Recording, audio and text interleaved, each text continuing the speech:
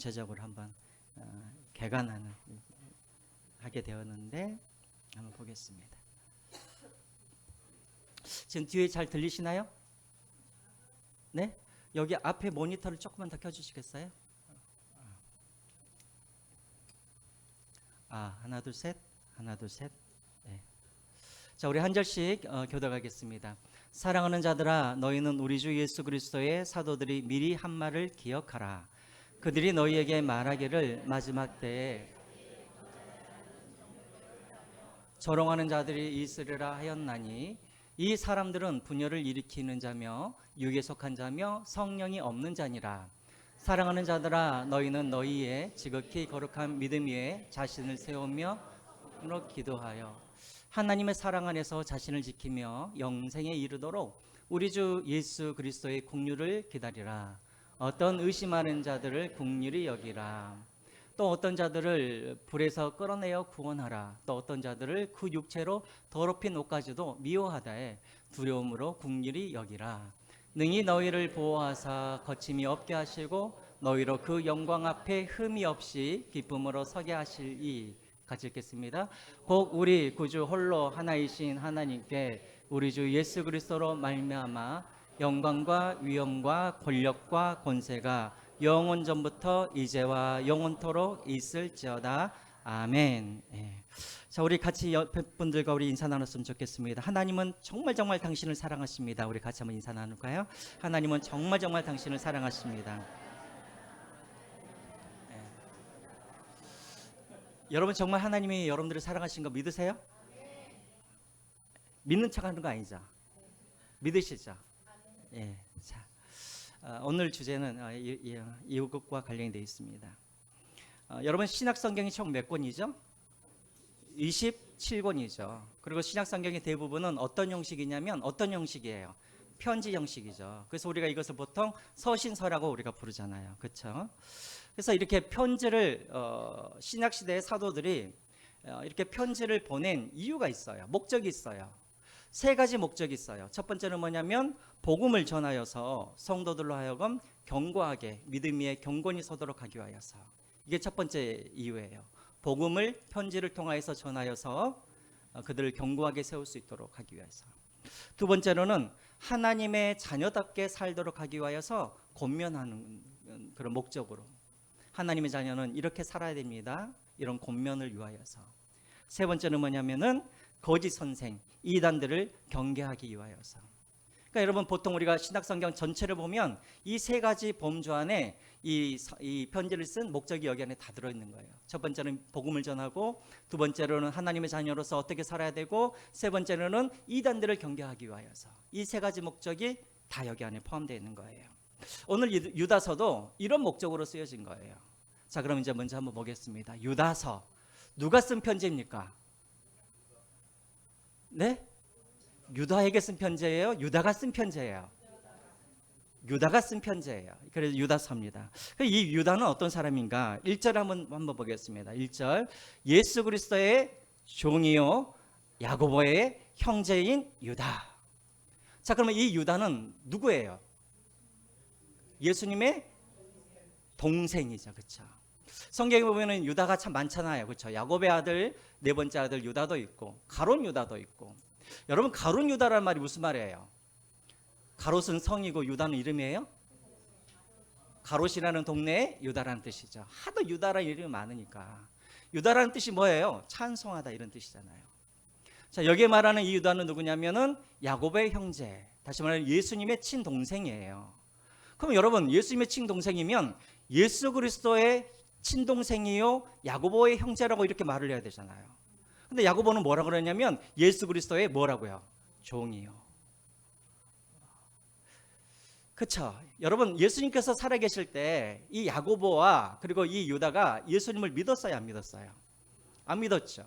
오히려 예수님께서 미친 줄 알고 예수님을 잡으러 다니던 사람들이 바로 야고보와 유다였죠.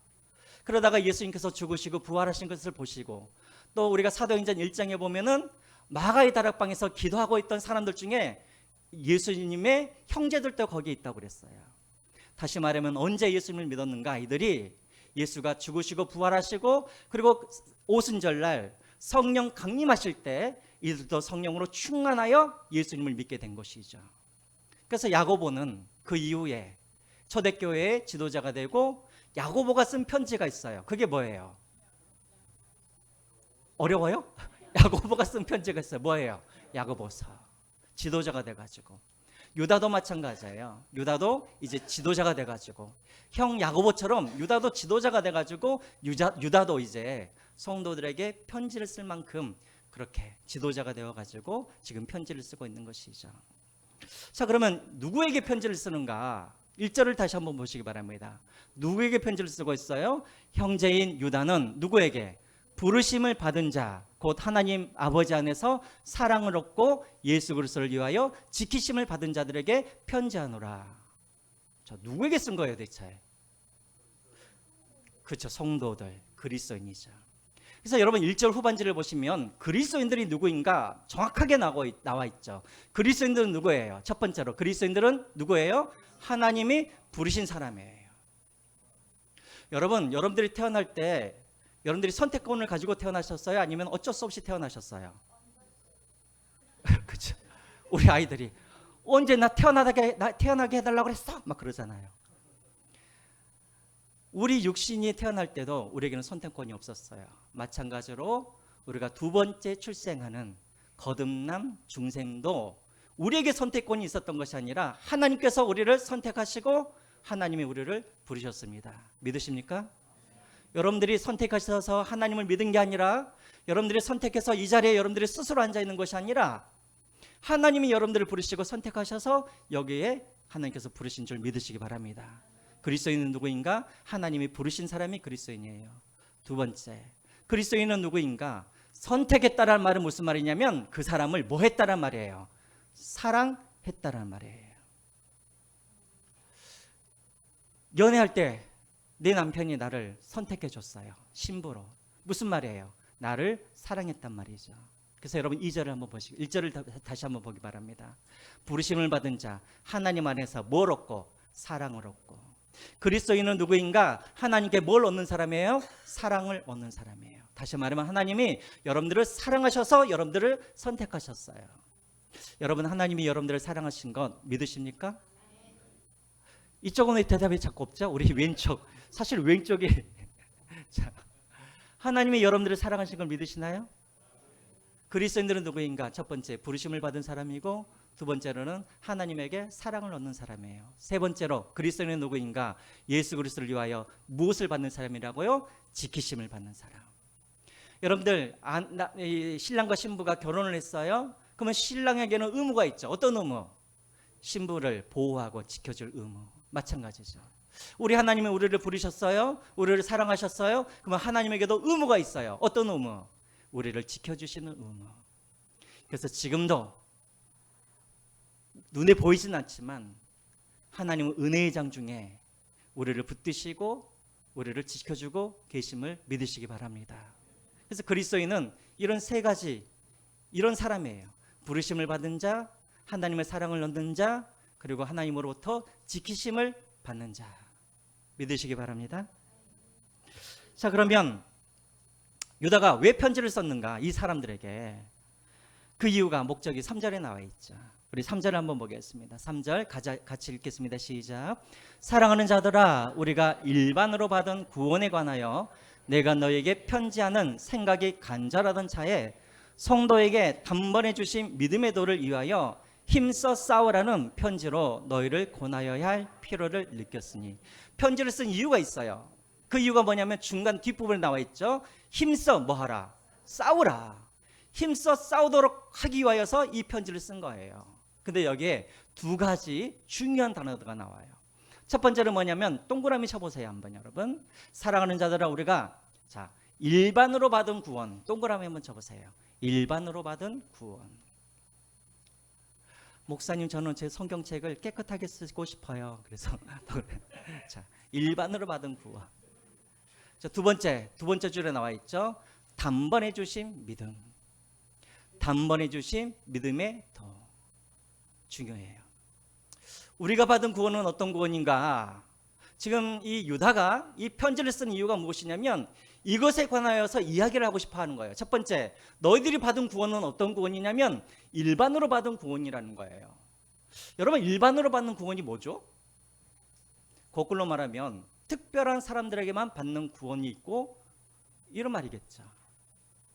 일반으로 받는 구원이라는 게 뭐냐면 보편적인 구원을 말하는 거예요. 다시 말하면 예수 그리스도를 믿으면 누구나 다 신분과 상관없이, 재산과 상관없이, 배움과 상관없이 누구든지 예수 그리스도를 믿으면 모든 사람들이 다 뭘 받을 수 있어요? 구원을 받아요. 이게 바로 일반으로 받은 구원이에요. 그러면 이단들은 어떻게 이야기해요? 이단들은 그렇지 않다는 거예요. 특별한 지식이 있거나 특별한 사람이거나 특별한 어떤 교회에 있거나 특별한 무엇인가가 있어야 구원을 받는다라고 해서 특별하게 구원을 받는 것을 주장하는 사람들이 누구냐면 이들이 누구예요? 이단들이 그런 사람이라는 거예요. 이해가 되세요? 왼쪽이 자꾸 눈에 컸어요. 일반으로 받는 구원에 대해서 먼저 이야기를 하려고.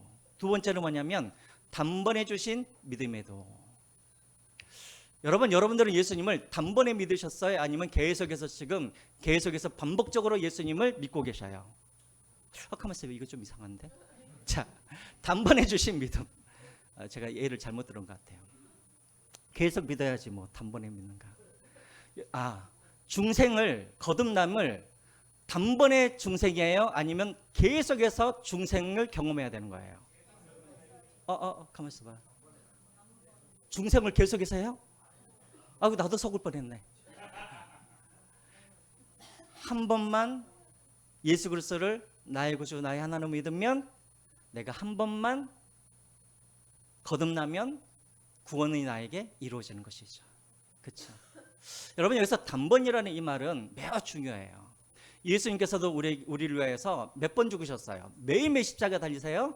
단번에 죽으심으로. 여러분, 여기서 단번이라는 이 단어는 어떤 의미예요? 단번이란 말이에요. 단번. 제가 한번 예를 들어 볼게요. 어떤 사람이 암에 걸렸어요. 근데 약을 먹었는데 딱 한 알만 먹으면 암에서 다 나을 수 있대요. 자, 그러면 딱 한 알, 단번, 이 말에는 어떤 의미가 담겨져 있어요? 약을 안 먹어도 된다. 또 이 단번이라는 말에는 어떤 의미가 있어요? 딱 한 번만 약을 먹으면 내 모든 병이 다 나았어요. 꼭 먹어야 된다. 그걸 내가 또 몰랐네. 내가 예상치 않는 대답들이 나오죠. 내가 이것을 몰랐을까. 맞아. 꼭 먹어. 완전하다. 또 영원하다. 그렇죠. 그래서 단번에 믿음의 도란 말은 무슨 말이냐면 예수 그리스도를 한번 믿으면 그 믿음은 영원한 믿음이요, 그리고 완전한 믿음이라는 거예요. 이해가 되세요? 그래서 여러분들이 내가 오늘 믿었어요. 근데 또 저녁에 죄를 지었어요. 그럼 내일 다시 또 예수님을 다시 한번 나의 구주, 나의 하나님으로 또 여러분들이 영접해야 되는가? 그건 아니에요. 이해가 되시죠? 단번에 믿음이 도라는 것이 그거라는 거예요. 이 말은 예수님의 그 베푸신 구원은 영원한 구원이고 완전한 구원이라는 거예요. 근데 이단들은 영원하고 완전한 이 구원에 자꾸만 무엇을 더하려고 그래요. 아니면 뭔가를 거기에서 또 뭐 하려고 그래요? 빼려고 그래요. 예수 그리스도 한 분만으로 완전한 것인데, 단번에 죽으심으로 완전한 구원을 이뤘는데 자꾸만 이단들은 거기에다가 뭘 더 붙이냐면 방언을 해야 구원을 받습니다. 또 이것을 해야 구원을 받습니다. 신천지 같은 경우에는 요한계시록을 다 공부 열심히 해서 시험에 통과해야 구원을 받습니다. 또 14만 4천에 들어가야 구원을 받습니다. 또 2만인을 믿어야지 구원을 받습니다. 예수 그리스도 외에 뭔가를 더하죠. 이것은 단번에 믿음의 도가 기회예요, 아니에요? 아니에요. 이해가 되세요?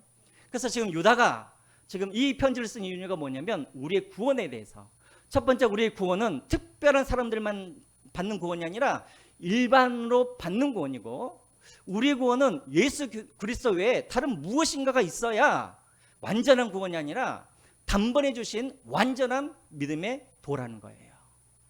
이해가 되세요? 제가 말이 좀 빠릅니까? 예, 그럼 갑니다.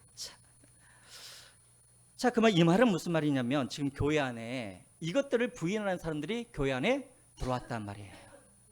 그 여러분, 초대교회에 가장 위협적인 그런 이단이 있었어요. 그 이단이 누구예요?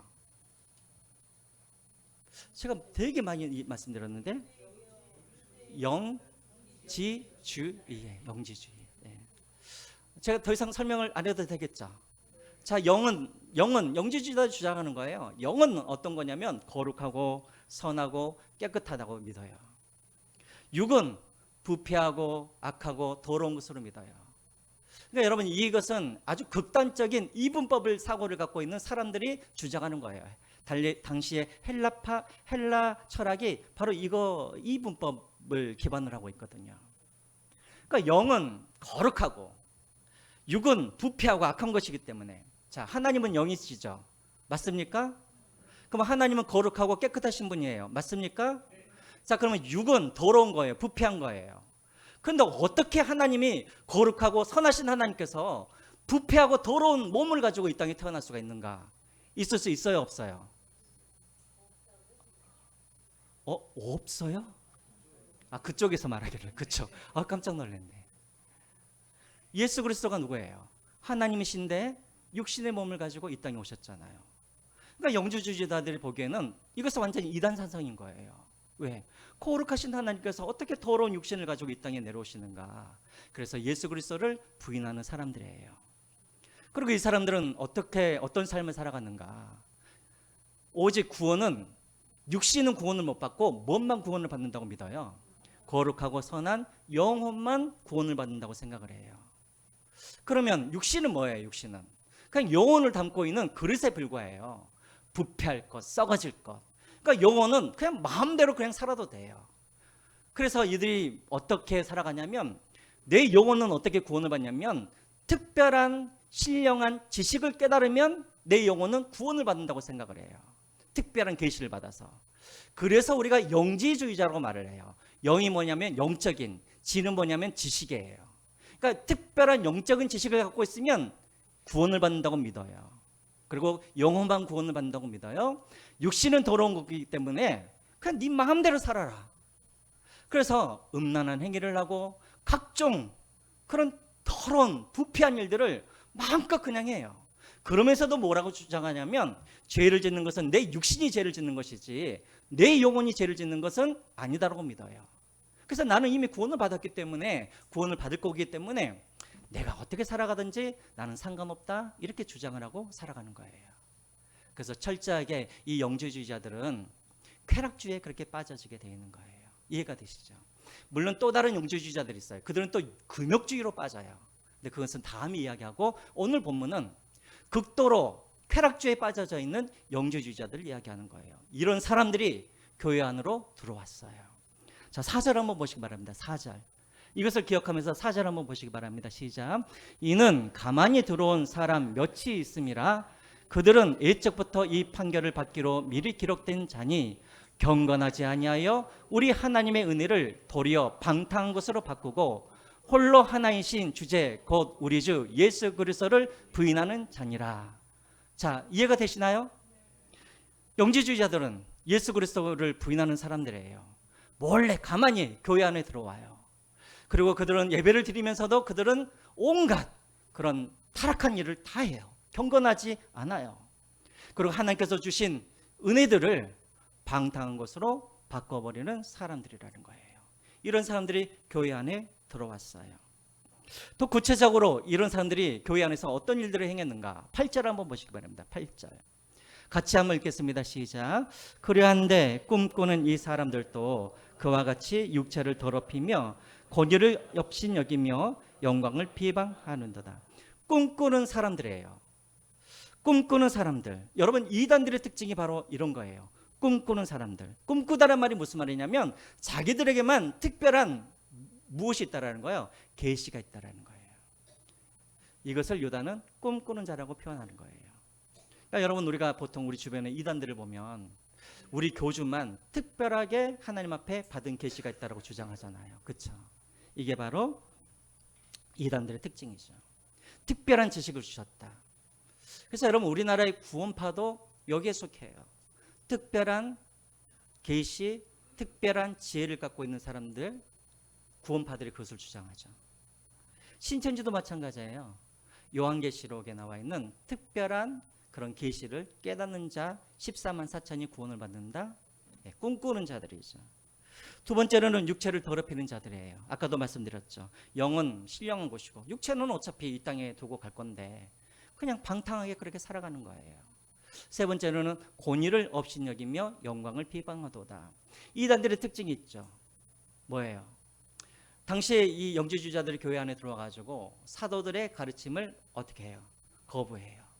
또 장로들의 치리를 거부를 해요. 여러분 오늘날 이단들도 마찬가지죠. 기존 교회들을 비방하고 목사님들을 비방하고 그리고 교회에 그런 어떤 치리를 안 받으려고 하고 이게 바로 이단들의 특징이라는 것이죠. 이런 일들을 당시 초대교회 안에서 이들이 그렇게 행했다라는 것이죠. 그런데 문제는 뭐냐면 12절이에요. 12절을 한번 보시기 바랍니다. 이런 사람들이 교회 안에 들어왔어요. 그런데 12절 앞에만 같이 한번 읽겠습니다. 시작. 그들은 기탄 없이 너희와 함께 먹으니 너희의 예찬에 암쳐요. 여기까지입니다. 여러분 사도 요한이 요한이서에도 보면은 이단에 대해서 사도 요한이 이야기할 때 사도 요한은 이단들을 어떻게 하라 그러냐면 집에 들여라 드리지도 말고 인사를 해라 인사도 하지 말고. 그러니까 사도 바울은 그들과 교제도 하지 말라고 그렇게 이야기를 했어요. 그런데 유다서에 있는 이 그리스도인들은 어떻게 했냐면 그들을 기탄 없이 꺼리낌 없이 그들을 자기 집안으로 데려와서 뭐 했다고요? 함께 먹었다고요. 함께 교제를 하는 거예요. 그래서 나도 너희들에게 한번 말씀을 전하고 너희도 한번 너희들의 말씀을 나에게 전해라 하면서 같이 교제를 하는 거예요. 그러다 보니까 너희의 예체 안에 암쳐요. 이 말이 무슨 말이냐면 교회 안에가 혼란스럽게 되었단 말이에요. 자, 이해가 되시죠? 네. 그러니까 어제 우리 한 권사님이 주중에 신천지와 같이 이야기를 하고 그래서 승리하셨다라고 그렇게 이야기를 하셨는데 성경에서는 드리지도 말고 인사도 하지 말고 그렇게 하라고 하죠. 드렸더니 이런 일들이 벌어지는 거예요. 전염병처럼 벌어지더라는 것이죠. 자, 그래서 교회가 혼란스럽게 되어져요. 어떻게 혼란스럽게 되어지는가? 18절과 19절입니다. 18절과 19절 시작. 그들이 너희에게 말하기를 마지막 때에 자기의 경건하지 않은 정욕들을 행하며 조롱하는 자들이 있으리라 하였으니 사도들이 이미 예언한 거예요. 말세지 말에 이 이단들이 너희들 안에 들어갈 텐데 그러면 어떤 일이 벌어지는가? 경건하지 않는 정욕들을 행하게 될 거라는 거예요. 다시 말하면 교회 안에 들어와서 설교도 들으려 하지 아니하고 말씀을 주시는데 그 말씀대로 행하지 아니하고 그냥 자신의 본능대로 내 정욕대로 그렇게 살아가는 거예요.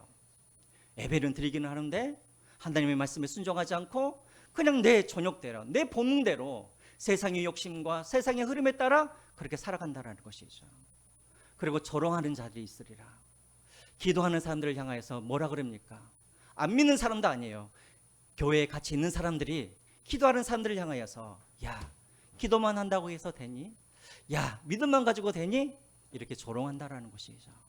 그리고 네가 믿는 그 예수 그리스도 그분은 하나님이 아니시다라고 조롱을 하는 사람들이 교회 안에 있었단 말이에요. 그래서 어떤 일이 벌어집니까? 19절 한번 보시기 바랍니다.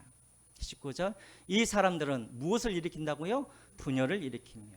그래서 여러분 신천지들이나 다른 이들이 들어가면 교회가 항상 혼란스럽고 교회가 쪼개지고 나눠지게 되어지죠. 이 사람들은 겉으로 보기에는 그리스도인인 것 같지만 뒤에 보십시오. 육에 속한 자며 성령이 있는 자다 없는 자다 성령이 없는 자다. 한마디로 그들은 그리스도인이 아니라는 거예요. 아무리 교회 안에 들어와서 예배를 드리고 봉사를 하고 하나님의 말씀을 듣는다 그래서 그들은 그리스도인이 아니라 그들은 성령이 없는 육에 속한 사람이라고 지금 유다가 경고하고 있는 것이죠. 자, 그러면 이제 이렇게 계속해서 이단의 공격을 받고 있고 계속해서 고난과 핍박을 당하고 있는데 그러면 이제 우리는 어떻게 살아가야 되는가? 어떻게 이런 믿기 신앙을 지켜가기 어려운 이런 상황에서 우리는 그러면 어떻게 살아가야 되는가? 그래서 이제 20절부터 21절까지 유다가 그들에게 이렇게 살아가라고 권면을 하죠. 먼저 여러분 20절을 한번 읽어보시기 바랍니다. 20절 같이 함께 읽겠습니다. 시작. 사랑하는 자들아 너희는 너희의 지극히 거룩한 믿음 위에 자신을 세우며 성령으로 기도하며. 첫 번째는 뭐냐면 거룩한 믿음 위에 뭘 세워가라고요? 자신을 세워가라.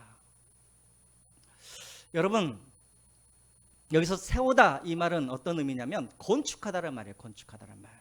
그러니까 날마다 여러분들의 자신들을 건축해 가시기를 바랍니다. 그러면 내가 뭔데 건축되어 갑니까? 여러분, 우리는 뭐예요? 성령께서 거하시는 우리 한 사람 한 사람이 뭐예요? 성전이고 교회이죠. 그러니까 여러분, 건축은 무슨 비싼 대리석 사다가 교회를 쌓아가는 것이 건축이 아니라 진짜 교회 건축은 날마다 여러분들이 믿음 위에서 여러분들 자신들을 날마다 건축하는 것이 진짜 교회 건축인 거예요. 근데 이 교회 건축을 어디에서 세워가라고요? 거룩한 믿음 위에서 이것을 세워가라는 거예요.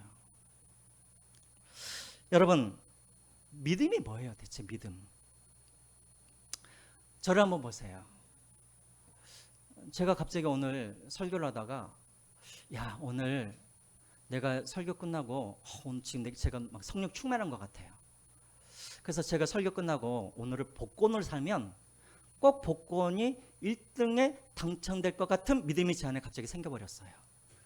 그래서 제가 복권을 샀어요. 여러분, 이것이 믿음이에요, 아니에요? 그럼 여러분 달리 이렇게 말을 하죠.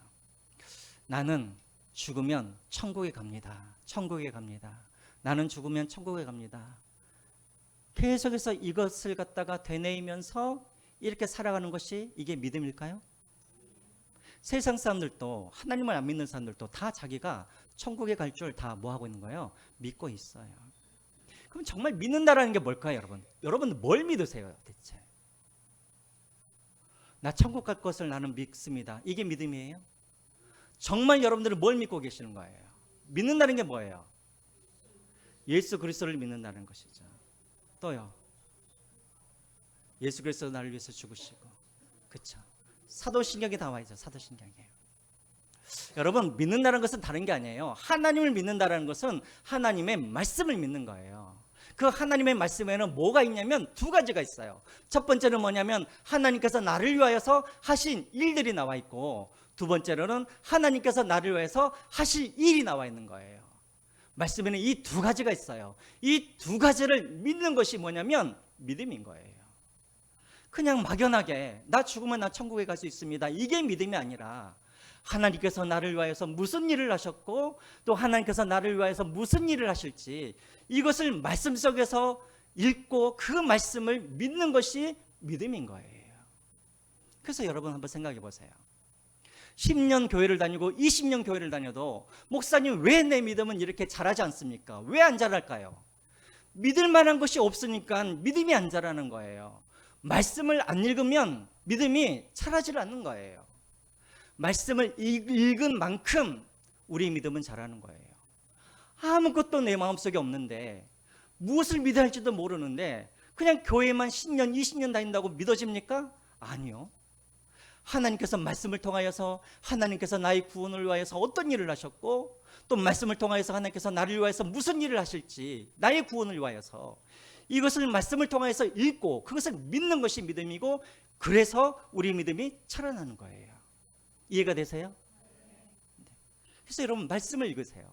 말씀을 안 읽으면 일주일에 한 번 교회 와가지고 목사님 설교 한 번 듣고 그것을 일주일 살면 절대 우리의 믿음은 10년 20년이 지나도 자라지 않는 거예요.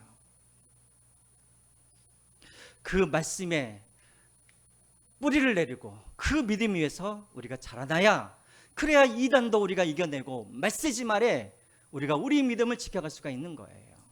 그러니까 여러분 보세요. 이단에 빠지신 분들 보면 말씀에 뿌리 내리지 못하는 분들이 이단에 많이 빠져요. 여러분 한번 생각을 해보세요. 하나님의 교회 사람들, 하나님의 교회 이들이 주장하는 게 뭐예요? 창세기 1장에 나와 있는, 아니 2장에 나와 있는 말씀이죠. 하나님의 형상대로 따라 남자와 여자가 창조되었을 때, 이 말이 이들에게 근거가 되는 거예요. 하나님의 형상에 따라 남자와 여자가 창조되었대요. 아, 하나님의 형상대로 남자와 여자가 창조되었다는 이 말은 거꾸로 말하면 하나님도 남자와 여자가 있구나라고 생각을 하는 거예요. 그리고 사람이 태어나려고 그러면 아버지가 있고 어머니가 있어야 되듯이 하나님도 우리 인간들을 만드시려고 그러면 아버지만 있는 것이 아니라 모두 있어야 돼요. 어머니도 있어야 되는 거예요. 그래서 하늘 아버지는 누구예요? 안산홍. 하늘 어머니는 누구예요? 장길자. 그렇죠. 여러분, 성경을 조금만 지식을 갖고 있으면 이런 것들을 능히 우리가 이겨낼 수 있잖아요. 그런데 성경의 믿음을 근거하지 않으니까 이단이 조금만 와가지고 한 5분만 흔들어 버리면 금방 마음이 흔들려가지고 이단에 빠지는, 이것은 진짜 믿음이 아닌 것이죠. 첫 번째, 유다가 지금 말하고 있는 거예요. 진리에 근거한 진짜 믿음 위해서 여러분들이 자신을 계속해서 건축해 가십시오, 이 말을 하고 있는 거예요. 그렇게 살아가시기를 주님의 이름으로 축원드립니다. 오늘부터 성경 안 읽으신 분들 읽으셔요. 두 번째로 다시 한번 20절을 보시면 제일 뒤에 뭐라고 나있냐면 성령으로 뭐하라? 기도하라. 성령으로 기도하라. 여러분, 우리가 어떻게 시험을 이겨내고, 우리가 어떻게 이단들을 이겨내고, 우리가 어떻게 우리의 이 고난과 환난 가운데 우리 자신들의 믿음을 우리가 어떻게 이겨냅니까? 성령께서 우리를 도와주셔야, 성령께서 우리에게 지혜를 주시고 능력을 주셔야 우리가 이 시대를 우리가 믿음으로 우리가 이겨내는 것이죠. 절대 우리의 힘으로는 우리가 사단을 이겨낼 수가 없어요. 사단도 영적인 존재인데 어떻게 육적인 우리의 존재가 그 사단을 우리가 어떻게 이깁니까? 성령의 도우심으로 그것을 우리가 이겨내는 것이죠. 근데 여러분, 여기에서 우리가 한 가지 오해하지는 말으셔야 돼요. 성령으로 기도하라는 이 말은 다른 의미도 있어요. 지금 이단들이 정욕대로 살아가잖아요. 정욕대로. 그리고 그 이단들이 들어와서 많은 그리스도인들이 세상의 흐름에 따라서 정욕대로 살아가고 있는 거예요. 다시 말하면 성령으로 기도하라는 말은 어떤 의미냐면 이런 의미를 가지고 있어요. 저를 보세요. 여러분들이 제가 전에 말씀드렸던 것처럼 우리 기독교가 가장 중요한 것이 무엇이냐면 세 가지가 가장 중요해요. 뭐가 중요해요? 믿음, 소망, 사랑. 그럼 여러분, 아까도 이제 누가 말씀하셨지만 정말 내가 무엇을 믿고 있는지를 알려고 하면 여러분들이 무엇을 공부하시면 돼요? 뭘 공부하셔야 돼요? 물론 말씀을 공부해야 되는데 그 말씀을 요약해 놓은 게 있어요. 그게 뭐예요? 사도신경이에요. 그러니까 여러분들이 당신 뭐 믿고 있어 할 때 내가 뭐 믿고 있냐고? 잠깐만 기다려봐. 사도신경을 딱 내어놓고 사도신경을 보시면 거기에 여러분들이 무엇을 믿고 있는지 그것을 보면 알아요. 그러면 사랑, 내가 어떻게 하나님을 사랑하고 내가 어떻게 이웃을 사랑해야 되는가, 무엇을 여러분들이 연구하시면 돼요? 십계명이에요. 십계명. 그래서 십계명을 보면 내가 어떻게 하나님을 사랑하고 어떻게 이웃을 사랑해야 되는지 십계명 안에 다 나와 있어요. 그러면 이제 소망, 내가 무엇을 바라보고 내가 어떤 삶의 목적을 바라보면서 내가 어떤 소망을 가지고 내가 살아가야 되는가, 무엇을 보면 알 수 있어요? 주기도문이에요. 주기도문을 연구하면 내 삶의 목적이 뭐고 방향성이 무엇이고 무엇을 소망하고 무엇을 구하면서 살아야 될지 이 주기도문이 그것을 알려주는 거예요. 어떻게 이 세상의 유혹 속에서 정욕대로 살아가는 사람들 속에서 나는 어떻게 바른 소망을 가지고 내가 어떻게 살아가야 되는가, 매일 기도를 하셔야 돼요. 어떤 기도? 성령 안에서 하시는 그 기도. 그 모델이 뭔가? 주기도문이 모델이에요. 제가 늘 신방을 하게 되면 우리 성도님들에게 기도 제목 내놓으세요 그러면 딱 두 가지예요. 믿음 주소서, 건강 주소서. 그 외에는 기도 제목이 없어요. 여러분들이 어떤 분들은 목사님 제가 무엇을 위해서 기도해야 될지 잘 모르겠어요. 주기도문을 보셔요. 주기도문에 보면 여러분들이 무엇을 소망하고 무엇을 기도해야 되는지 알 수가 있어요. 거꾸로 말하면 여러분들이 기도하는 것을 한번 여러분들이 녹음해서 한번 들어보세요. 그게 바로 여러분이에요. 그래서 여러분, 성령으로 기도하라는 말은 뭐냐면 소망, 올바른 소망을 가지고 살아가라는 의미가 거기에 있는 거예요. 여러분, 군대 갔다 오신 분들, 남자들이 군대 이야기하는 거 제일 싫으시죠? 우리가 총을 쏠 때 그냥 총을 쏘잖아요. 제일 먼저 총을 쏠 때 가장 먼저 하는 사격이 있어요. 이 사격을 무슨 사격이라고 하냐면 무슨 사격이라고 해요? 0점 사격이라고 해요. 0점 사격이란 뭐냐면 표적에다가 일단 세 발을 탕탕탕 쏴요. 그래가지고 가서 보면 내 총의 가늠자가 삐뚤어졌는지 안 삐뚤어졌는지 표적에게 총알이 꽂혀 있는 것을 보면 알아요. 그러면 이것을 보고 내 0점을 맞추는 거예요. 기도가 바로 뭐냐면 0점 사격이 기도인 거예요. 여러분들이 날마다 기도를 하심으로 인하여서 내가 지금 바른 소망을 가지고 살아가고 있는지를 우리가 날마다 확인을 하는 거예요. 그런 의미에서 우리가 마태복음 6장 9절부터 13절까지 우리가 한번 우리가 읽으실 텐데 그냥 읽지 마시고 내가 지금 기도하는 것과 이 기도가 어떻게 다른지 한번 보시기 바랍니다. 같이 한번 우리가 중간부터 읽겠습니다. 처음부터 읽죠. 시작. 그러므로 너희는 이렇게 기도하라. 하늘에 계신 우리 아버지여, 이름이 거룩히 여김을 받으시며. 우리의 삶의 목적이에요. 너의 영광을 위하여서, 네가 기뻐하는 일을 위해서 하는 것이 아니라 하나님의 영광을 위해서 살도록 그렇게 기도하라는 거예요. 두 번째, 나라에 임하옵시며. 하나님의 나라가 여러분들의 마음 가운데, 자녀 가운데 임하기를, 하나님이 여러분들의 마음에 왕 되시기를, 자녀들의 마음에 왕 되시기를. 그냥 명문대 가고 좋은 직장 장하고 이런 데 기도하지 말고 하나님이 내 자녀의 마음에 왕이 되시기를 기도하라는 거예요. 나라에 임하옵시며. 계속 시작. 뜻이 하늘에서 이루어진 것 같이 땅에서도 이루어지리라. 하나님의 뜻이 이루어지도록 기도하라는 거예요. 자, 11절 시작. 오늘 우리에게 일용할 양식을 주셨고. 어떤 분들은 양식을 위해서 기도하라 그러면 목사님 그거 너무나 세속적인 것 아닙니까? 아니, 그런데 예수님께서 강구하라 그러잖아요. 여기서 말하는 일용할 양식은 무엇을 말하냐면 하나님께 영광 돌리고 하나님의 뜻을 이루어가고 하나님의 나라를 이루기 위해서 필요한 모든 것들, 영적인 필요뿐만 아니라 육적인 필요를, 건강이 필요하면 건강을 위하여서, 양식이 필요하면 양식을 위하여서 기도하라는 거예요. 무엇을 위하여서? 하나님의 영광과 그분의 나라가 임하여지고 하나님의 뜻이 이루어지도록 기도하라는 거예요. 그런데 어떤 기도를 하라는가? 일용할 양식이라는 거예요. 백년치 먹을 양식이 아니라 천년치 먹을 양식을 구하라는 것이 아니라 하루하루 하나님을 의지할 만큼만 뭐 하라는 거예요? 구하라는 거예요. 기억하세요. 여러분들에게 하나님이 이틀치 양식을 주면 여러분들은 하루 양식을 먹고 하루는 여러분들이 절대 하나님을 의지하지 않아요.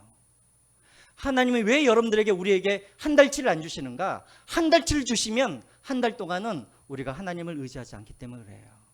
그래서 일용할 양식을 구하라는 거예요. 12절. 우리가 우리에게 죄진자를 사해 준 것 같이 우리 죄를 사옵시고. 늘 회개 기도를 하라는 거예요. 하나님과의 관계를 회복하기 위하여서. 13절. 우리를 시험에 들게 하지 마옵시고 다만 악에서 뭐 해달라고요? 구하옵소서. 날마다 여러분들이 기도해야 할 제목이 바로 이거예요. 이것을 위해서 기도하세요. 이것이 여러분들에게 소망이 되어지고, 그렇게 이 소망을 품고 정욕대로 살아가지 마시고 이 소망을 가지고 살아가시기를 주님의 이름으로 축원드립니다. 자, 세 번째, 시간이 많이 갔습니다. 죄송합니다. 21절 한번 읽겠습니다. 21절 시작. 시작. 하나님의 사랑 안에서 자신을 지키며 영생에 이르도록 우리 주 예수 그리스도의 긍휼을 기다리라. 중요해요. 나를 세상에서 지키기 위해서 항상 어디 안에 있어야 되냐면, 어디 안에 있으라고요? 하나님의, 이 말은 무슨 말이냐면 하나님의 사랑에 너희들이 확신을 가지라는 거예요. 우리가 언제 하나님을 떠나냐면 하나님의 사랑이 의심될 때 우리는 하나님을 떠나게 되어 있어요. 그래서 여러분 창세기를 보세요. 창세기 보면은 아담과 하와가 언제 하나님을 떠나게 되어지냐면, 사단이, 뱀이 뭐라고 그럽니까? 너희들에게 그 선악과를 먹지 말라고 하는 이유는 너희들의 눈이 밝아져서 너희들이 하나님처럼 될까봐 하나님께서 너희들에게 먹지 말라고 그렇게 이야기를 한 거예요. 이 말은 무슨 말이냐면 아담과 하와의 마음속에 하나님의 사랑에 대해서 의심을 하게 했단 말이에요. 그러니까는 떠나가는 것이죠. 이게 사단의 전략이에요. 여러분, 우리 부부도 언제 헤어지게 되냐면, 저 사람이 더 이상 나를 사랑하지 않는다라고 생각되어지면 부부도 헤어지는 거예요. 하나님도 마찬가지예요. 언제 우리가 이 믿음을 우리가 그만두고 우리가 언제 하나님을 떠나는가? 하나님의 사랑이 의심되면 우리는 하나님을 떠나게 되어 있어요. 그래서 사단이 항상 우리를 시험할 때 어떤 시험을 하냐면 항상 하나님의 사랑을 의심하도록 하는 거예요. 무엇을 통하여서? 질병도 줘요, 고난도 줘요, 사업의 실패도 줘요, 내 자녀가 하는 일마다 안 되게 해요. 그러면 우리에게 어떤 마음이 생기냐면 하나님이 나를 사랑하신다고 그러는데 안 사랑하시네. 사랑에 의심을 하게 되면 우리는 믿음에서 떠나가게 되는 거예요. 그래서 사랑 안에서 자신을 지키라는 말은 무슨 말이냐면 어떤 상황과 어떤 환경에서도 하나님이 나를 사랑하신다라는 이 사실을 잊지 말라는 거예요. 잊지 말라는 거예요. 다시 한번 여러분들에게 묻습니다. 여러분, 하나님이 여러분들을 사랑하시는 것을 믿으십니까? 이 확신을 가지세요. 환경과 상황이 하나님께서 나를 사랑하지 않는 것처럼 보여질지라도 하나님은 여러분들을 사랑하여서 얼만큼 사랑하시는가, 자기의 독생자 예수 그리스도를 주시기까지 우리를 사랑하십니다. 믿으시기 바랍니다. 마지막 세 번째로 우리 주 예수 그리스도의 같이 또 읽겠습니다. 영생이 이르도록 시작. 영생이 이르도록 우리 주 예수 그리스도의 긍휼을 기다리라. 마지막 네 번째가 이거예요. 영생이 이르도록 우리 주 예수 그리스도의 긍휼을 기다리라. 자, 이제 여러분 한번 저를 보세요. 21절 그대로 한번 두시기 바랍니다. 여러분, 영생을 여러분들은 받으셨습니까? 아니면 영생을 받기 위해서 영생을 이루어가고 계십니까? 21절 한번 보세요. 영생에 이르도록이네요. 영생을 받은 거 아니에요, 우리? 다른 말로 하면 여러분들은 구원을 받으셨어요? 아니면 지금 구원을 향해서 달려가고 계셔요? 받았어요? 구원은 우리가 하나님 앞에, 하나님의 영광 앞에 설 때 이것이 완전한 구원이에요. 지금 여러분들 하나님 앞에 섰어요? 천국에 들어가셨어요? 근데 왜 구원 받았다고 거짓말하세요? 예? 기본 구원. 그거. 기본 구원. 히브리어 문법을 잘 기억하셔야 돼요. 제가 우리 딸과 가위바위보를 했어요. 우리 딸한테 가위바위보를 했는데 네가 이기면 내가 10,000원 줄게 했더니 가위바위보를 해가지고 우리 딸이 이겼어요. 우리 딸이 뭐라 그러냐면 야, 나 10,000원 땄다라고 말을 해요. 내가 아직 10,000원을 안 줬는데 우리 딸이 뭐라 그러냐면 나 이미 10,000원 벌었다 이래요. 왜 그럴까요? 아버지가 10,000원을 줄 확신하기 때문에 그런 것이죠. 약속. 히브리어 어법이 그래요. 하나님께서 반드시 이루실 일은 미래형이 아니라 과거형으로. 왜? 하나님은 주신다고 그러시면 반드시 뭐 하시는 분이기 때문에, 주시는 분이기 때문에. 그래서 이게 히브리어 문법이에요. 주실 것을 미래에서 주시지만 확실히 주시기 때문에 과거형으로 이미 받은 것처럼 이야기하지만 실제로는 우리는 지금 뭐 하고 있냐면 구원을 우리는 뭐 하고 있는 거예요? 이루어 가고 있는 거예요. 그러나 이 구원이 나에게서 시작한 구원이 아니라 누구에게서 시작한 구원이에요? 하나님이 시작한 구원이시고 하나님께서 주시겠다고 약속하신 구원이기 때문에 우리는 구원을 받았다라고 그렇게 하는 거예요. 그럼 질문, 여러분들이 지금 구원을 이루어가고 있어요. 그런데 구원을 이루어 가다가 여러분들이 끔찍한 죄를 지었어요. 그러면 여러분들은 구원을 받을 수 있어요, 못 받아요? 죄를 지었는데 구원 받아요? 뭔 배짱으로? 그쵸? 내가 시작한 구원이면, 내가 실수하면 이 구원은 실패하지만 하나님께서 시작한 구원이기 때문에 내가 실패하여도 하나님은 이 구원을 하나님은 이루어 가시는 거예요. 어떤 방법으로? 나의 죄를 회개하면 예수 그리스도의 긍휼로. 그래서 기다리다는 말은 그냥 앉아서 기다린다는 말이 아니라 바라고 기다린단 말이에요. 내가 회개하면 하나님께서 뭐 해주세요? 예수 그리스도의 피로 보시고 우리를 또 용서해 주세요. 또 죄를 지어요. 또 회개하면 또 용서해 주세요. 여러분들은 얼마만큼 용서해 줄 수 있어요? 한 사람에게 똑같은 죄를 짓는데 여러분들은 얼마만큼 용서해 주실 수 있어요? 한 100번 정도는 용서해 줄 수 있어요? 우리 하나님은 얼마만큼 용서해 줄까요? 70번에 7번까지. 7이라는 말이 무슨 말이에요? 완전하단 말이에요. 무한하단 말이에요. 우리 중에 그런 분들이 있어요. 제가 회개를 안 해요. 왜요? 한두 번 해야죠. 너무나 미안해서 저 회개하지 않아요. 우리 하나님은 그런 하나님이 아니세요. 그리스도의 긍휼을 기다리라는 말이 이 말이에요.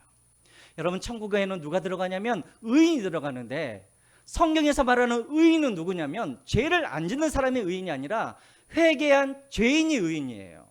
그럼 지옥은 누가 가는가? 악인이 가는데 악인은 누구냐면 회개하지 않는 죄인이에요. 우리는 어떻게 천국까지 우리가 들어가냐면 죄를 안 지어서 천국에 들어가는 것이 아니라 날마다 죄를 짓지만 그 죄를 우리가 회개함으로 하나님의 긍휼하심을 받아 용서함을 받고 끝까지 우리가 어디까지 가냐면 천국까지 들어가는 거예요. 이게 바로 그거예요. 사단은 계속해서 우리에게 말을 해요. 네 같은 죄인이 그런 죄를 짓고도 네가 구원을 받는다고? 너 참 뻔뻔하구나. 계속해서 우리에게 용서에 대한 의심을 하게 하지만 확신하세요.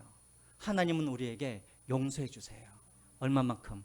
끝이 없이, 한없이. 그래서 날마다 회개하면서 그 은혜를 받으면서 우리는 계속해서 이 길을 걸어가는 거예요. 뒤에 더 있지만 이제 마치겠습니다. 자, 그래서 4가지 기억하시기 바랍니다. 첫 번째, 거룩한 믿음 위에 자신을 세우라. 두 번째, 성령으로 기도하라. 세 번째, 하나님의 사랑 안에서 자기를 지키라. 네 번째, 예수 그리스도의 긍휼을 기다리라. 그렇게 4가지를 기억하시면서 마지막 시대를 날마다 승리하고 이기며 살아가시기를 주님의 이름으로 축원드립니다. 우리 찬양하시면서 준비하신 내용을 하나님께 돌려드리겠습니다.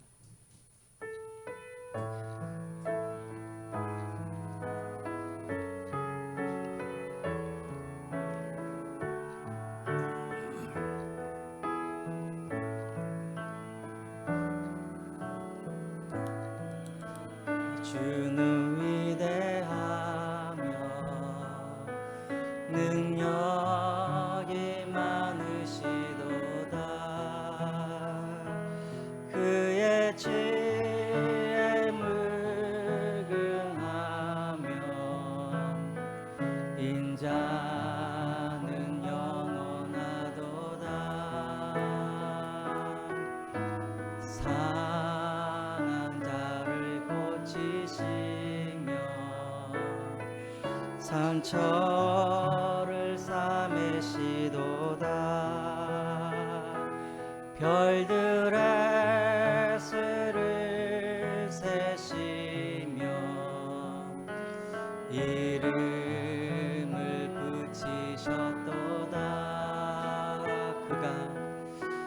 그가 구름으로 하늘을 덮으시며 땅을 위하여 빛 준비하시. 다시 한번, 그가 구름으로 하늘을 덮으시며 그가 구름으로 하늘을 덮으시며 땅을 위하여 빛 준비하시. 예루살렘아 예루살렘아 예루살렘아 여호와를 찬송할지어다. 내 하나님을 함으로 그 앞에 나가며 주 임재 앞에 켜. 예루살렘아 예루살렘아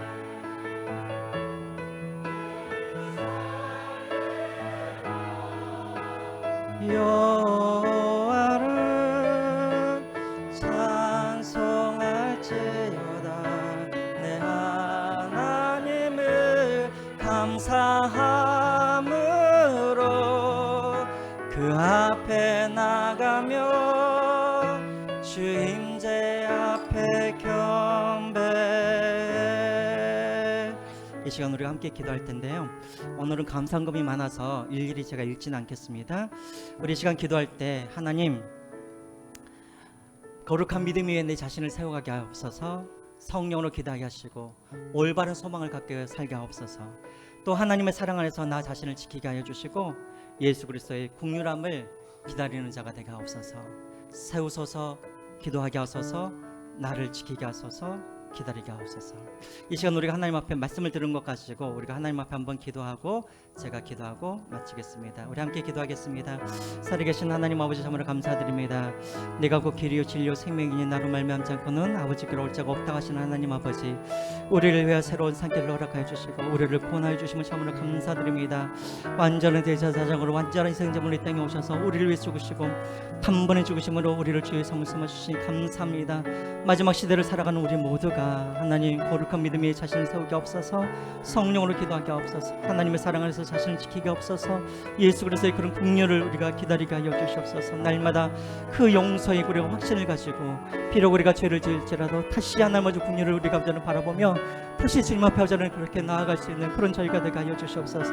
때로는 우리가 참으로 뻔뻔한 것처럼 보이지고 참으로 주님 앞에 아버지는 면목이 없지만, 그러잖아 하나님 아버지, 그러나 주님 주의 아버지의 긍휼하심은 한이 없으시기에 오 하나님 아버지 그 용서에 우리가 확신을 가지고 날마다 아버지는 믿음 앞에 주님 앞에 나아갈 수 있는 그런 주의 자녀들 되게 하여 주시옵소서. 오 하나님 아버지 귀한 아버지 주님 감사드립니다. 주님 감사합니다.